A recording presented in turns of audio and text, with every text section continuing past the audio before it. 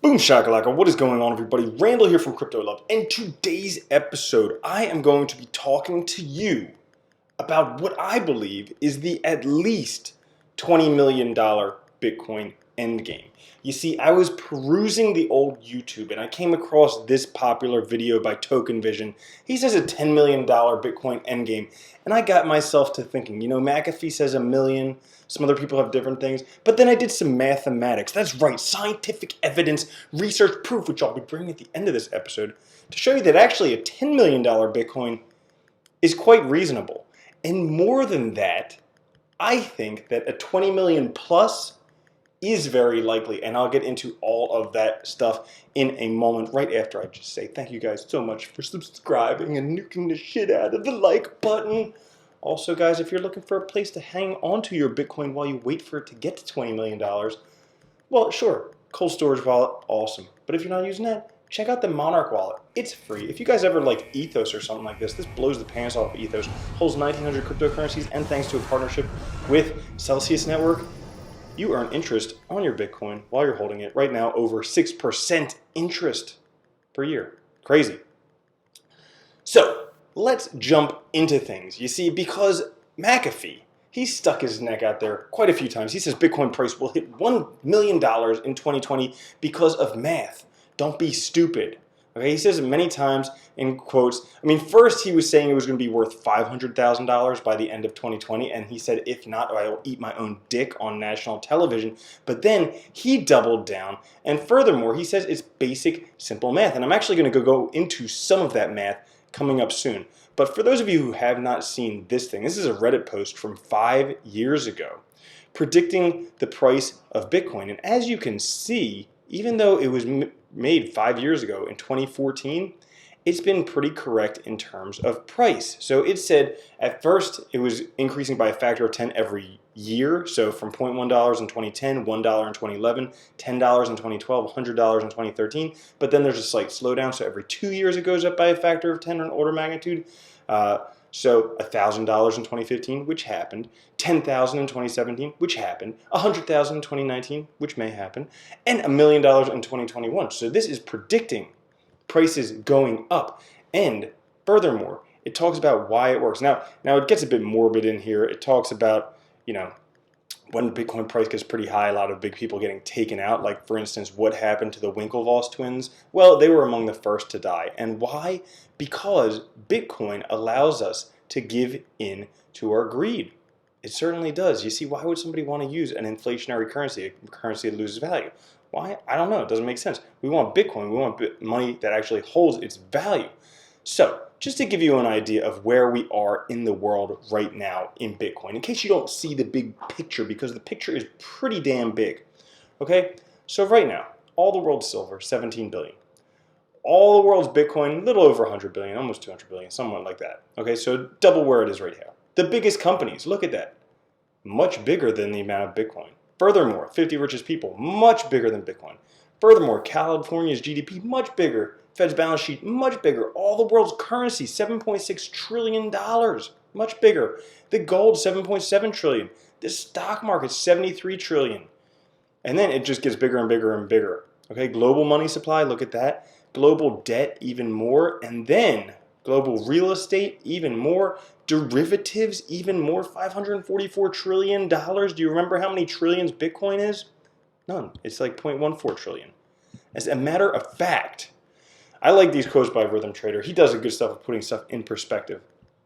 Right now in the world, the GDP 80 trillion, gold 7.5 trillion, funds 18 trillion, stocks 73 trillion, money 80 trillion, wealth 317 trillion, real estate 228 trillion, Bitcoin 0.14 trillion. Perspective is everything. And guess what? Bitcoin has the potential to overtake a lot of these different things. In particular, gold. Gold is just a store of value. Yeah, sure, it's used in electronics, but once it's not a store of value, then it'll just be used in electronics, maybe price will go down. You see, why is Bitcoin better than gold? Because it's the ultimate bug out money. It's a store of value. Sure, it's a currency. It can be used because guess what? You can actually send a shitload of this money for not that expensive. All right? If you want to send actual real money, this cash money, you have to go to a bank, you have to wire it. They charge like 10%, some bullshit like that. Guess what? 43,000 Bitcoin were moved in a single transaction. That's $400 million moved for a 238 fee that took 15 minutes. Not the week the bank takes, not the 10%. I mean, 10% of that would be $40 million. Guess what? It was only $2.38. No government, bank, or third party had to verify transaction, nor could they have stopped it, the true power of Bitcoin. You see, it's the ultimate bug out money. Back in the day, when you had to flee your country, like think back World War II, if you had to leave your country because you had some Nazi bastards coming in there and trying to kill you, if you tried to take gold or something, people would take that from you. But guess what? You put your money in the Monarch wallet, for instance, or some other wallet. You remember your seed key? They can't take that from you. They can't. You could go through an x-ray machine. They can't take it from you. Or if you want, you can stick the ledger so far up your rectum, they'll never find it. You could do either of those. But check this out. Another quote by Rhythm Trader. By 2040, that's coming up in just a short while, everyone under 30 years old won't know a world without Bitcoin. That's right, young people, they know Bitcoin. Do you really think they'll prefer to stick with the limitations of fiat or a shiny piece of metal when it comes to saving their wealth? I don't think so. The times are changing, old people. You see, everyone will eventually become a millionaire due to inflation, but being a Bitcoinaire by owning an entire Bitcoin is a true lasting investment.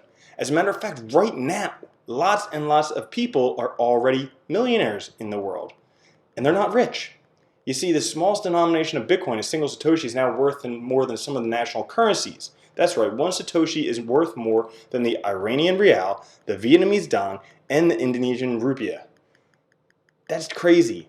You could be a millionaire in those currencies and you own next to nothing, less than a Satoshi. So, here comes the fun math part, and then we get into the even better part, okay? So this is the math part. Right now, there are 36 million millionaires in the world. That's a lot of millionaires. How many Bitcoin are there? Oh, 21 million. Wait, aren't some of them lost? Yeah, potentially. So right now, if you're a millionaire and you went to buy a Bitcoin, you couldn't. You couldn't. 21 million of you could, but the other 15 million would be shit out of luck. As a matter of fact, it's not only that, 4 million Bitcoins are lost forever. So we do some simple math. 21 million minus 4 million equals 17 million. That's less than half. That means that if every millionaire wanted Bitcoin, they could only own about half of a Bitcoin. So that gets me to thinking. So if you own half a Bitcoin, you're technically a millionaire. Technically. Okay? So furthermore, what's the average net worth of a millionaire? Well, there's this book, Millionaire Next Door, I read a while ago, and it turns out if you read the book, and it says somewhere down here, the average net worth of a millionaire, I'll find it somewhere, is $3.7 million, probably right in front of my face. Here we go.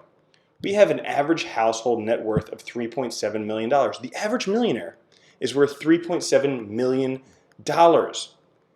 That means double that because the average millionaire can only afford half of a Bitcoin. So reasonably, you're right at about $7 million per Bitcoin. That's close enough to $10 million.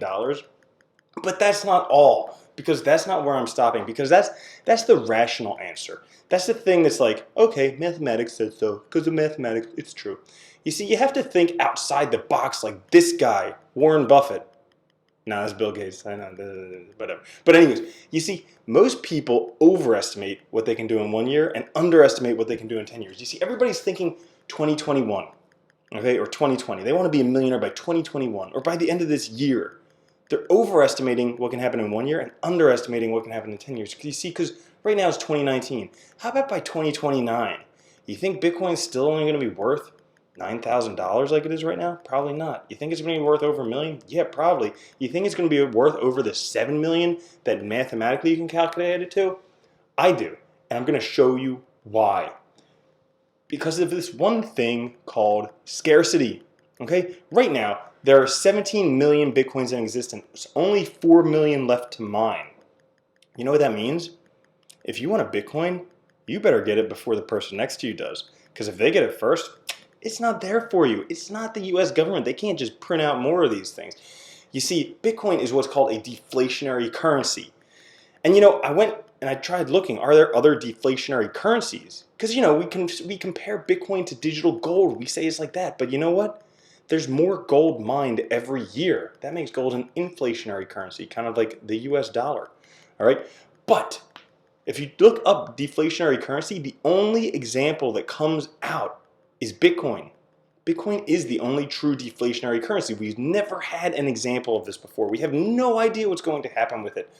But I have some ideas, and I'm willing to share them with you.